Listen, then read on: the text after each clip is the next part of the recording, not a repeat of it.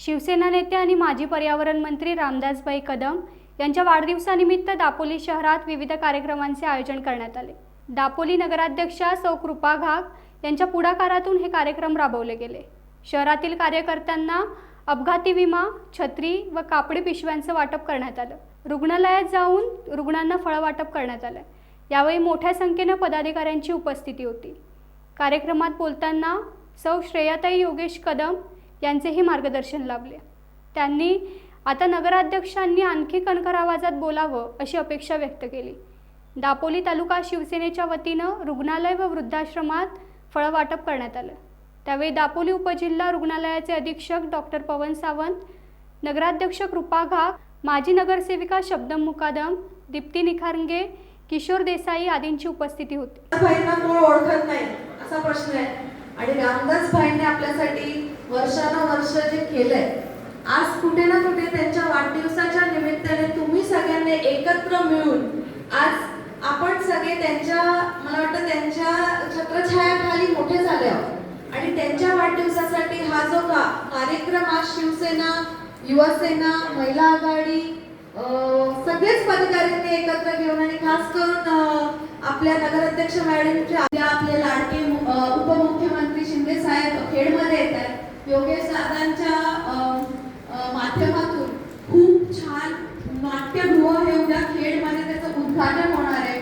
उपमुख्यमंत्री साहेब येणार आहेत, उदय सामंत साहेब येणार आहेत, भरपूर तयारी आहे म्हणून दादा आज येऊ नाही शकले, म्हणून त्याच्याबद्दल दिलगिरी व्यक्त करते आणि खूप बरं वाटतंय कारण का आज आपल्या कुटुंबात दादासोबत तुम्ही वहिनींना कुठलंही पद नसताना पण आपली वहिनी म्हणून पद दिलंय, त्याच्याबद्दल मी तुमचे खूप खूप आभार मानते आणि आपलं हे कौटुंबिक नातं हे आयुष्यभर आपण जपू।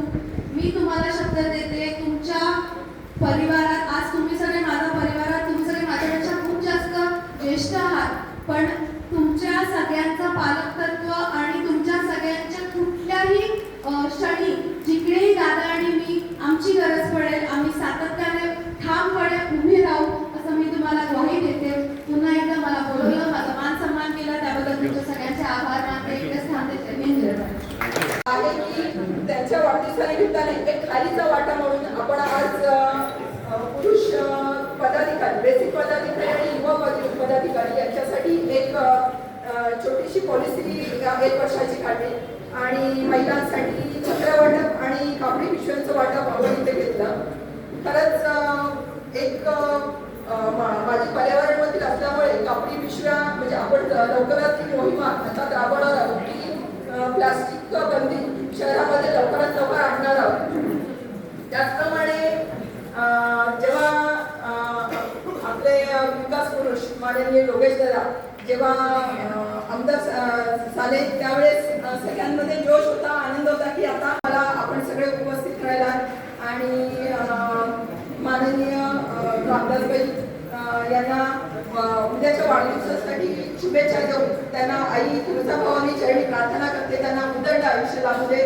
इथेच थांबते। जय जय महाराज। टाइम्स डिजिटलला लाईक करा, शेअर करा, सबस्क्राईब करा आणि बेल आयकॉन दाबायला विसरू नका। Times digital.